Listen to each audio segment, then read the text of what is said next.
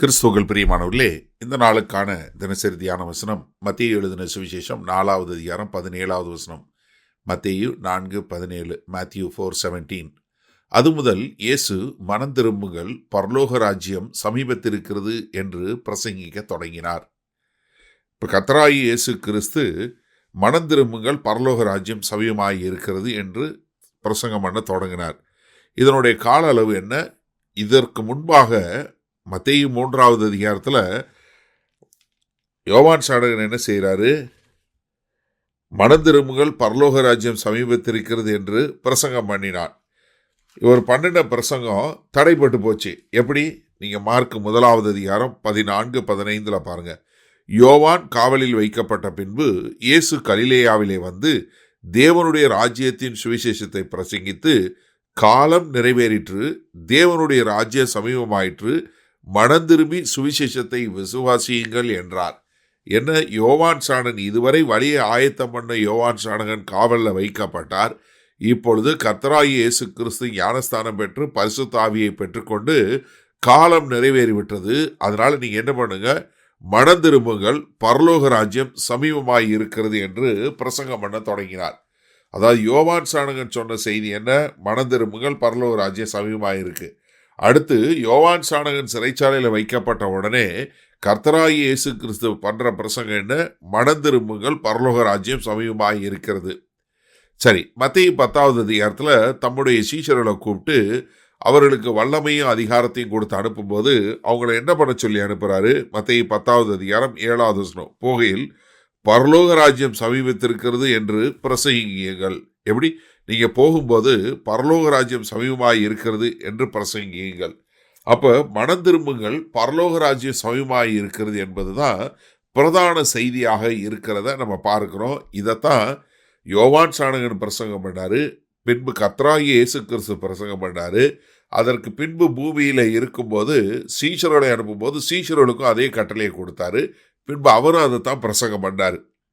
இப்ப மரித்து உயிர் தழுத்த பின்பு சீஷர்களை பார்த்து சொல்லக்கூடிய காரியம் பாருங்க. லூக்கா 24வது அதிகாரம் 47வது வசனம். அன்றியோ மனம் திரும்புதலும் பாவ மன்னிப்பும் எருசலேம் தொடங்கி சகல தேசத்தாருக்கும் அவருடைய நாமத்தினாலே பிரசங்கிக்கப்படவும் வேண்டியது, நீங்கள் இவைகளுக்கு சாட்சிகளாய் இருக்கிறீர்கள். இப்ப என்ன சொல்லிட்டு போறாரு சீஷர்கள்ட்ட? நீங்க எல்லா இடங்கள்லையும், எல்லா தேசத்திலையும், எல்லா இடங்கள்லையும் என்ன பிரசங்கம் பண்ணுங்க? மனம் திரும்புங்கள், பரலோக ராஜ்யம் சமீபமாய் இருக்கிறது.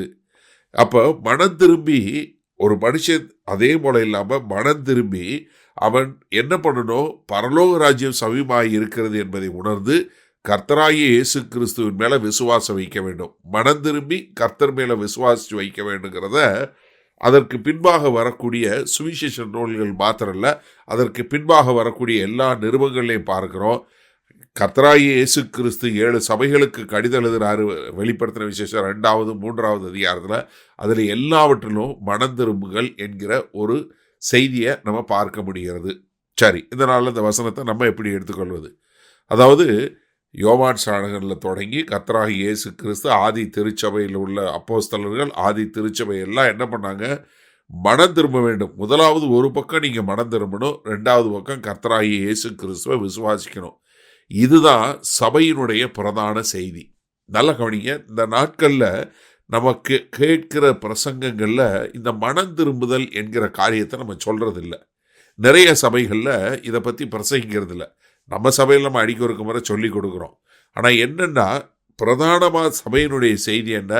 நீ மனம் திரும்பணும். ஒரு பக்கம் நீ மனம் திரும்பணும். நீ பரிசுத்த தேவனாகி அந்த தேவனுக்கு எதிராக நான் பாவம் பண்ணி விட்டேன், அந்த கர்த்தருக்கு எதிரான காரியம் செய்து விட்டேன், அதனால நான் மனம் திரும்பி நான் பாவி என்பதை ஏற்றுக்கொண்டு என்னுடைய பாவங்களுக்காய் கர்த்தராகிய இயேசு கிறிஸ்து வந்து மரித்தார், உயிர் தெழுந்தார் என்று அவர் மேல் விசுவாசம் வைக்கும்போது தான் நம்முடைய விசுவாசம் சரியான விசுவாசம். அதுதான் சரியான ஒரு காரியம். ஆனால் இன்றைக்கு என்ன பிரசங்கிக்கப்படுகிறது? நீங்க இயேசு கிறிஸ்துவை விசுவாசியுங்கள் என்று மாத்திரம் சொல்லக்கூடிய காரியம் அது இல்லை. ஏன்னா ஒரு மனுஷனை எப்படி கண்டுபிடிக்க முடியும்? அவன் தொலைந்து போனான்னு தெரிஞ்சாதான் அவனை கண்டுபிடிக்க முடியும். அப்போ நீங்கள் போகிற சபையில் நீங்கள் கேட்குற செய்திகளில் நீங்கள் மனம் திரும்ப வேண்டும், நீங்கள் முன்ன மாதிரி இருக்கக்கூடாது என்கிற கண்டிப்புடன் கூடிய செய்தி இருக்குதா? அப்படி இல்லைன்னா நீங்க மாறுங்க. ஒருவேளை இதை கேட்கக்கூடிய நீங்க ஒரு ஊழியக்காரனா இருந்தா மனம் திரும்பி கர்த்தருடைய ராஜ்ய சமயமாக இருக்கிறது என்று பிரசங்கிக்க கற்றுக்கொள்ளுங்கள். அதுதான் சபையினுடைய பிரதான செய்தியாக இருக்க வேண்டும். அப்போ இந்த செய்தியை கேட்டுக்கொண்டிருக்கிற நீங்க மனம் திரும்பி கர்த்தராகிய இயேசு கிறிஸ்துவை உங்களுடைய சொந்த இரட்சகர் என்று ஏற்றுக்கொள்வீர்களா?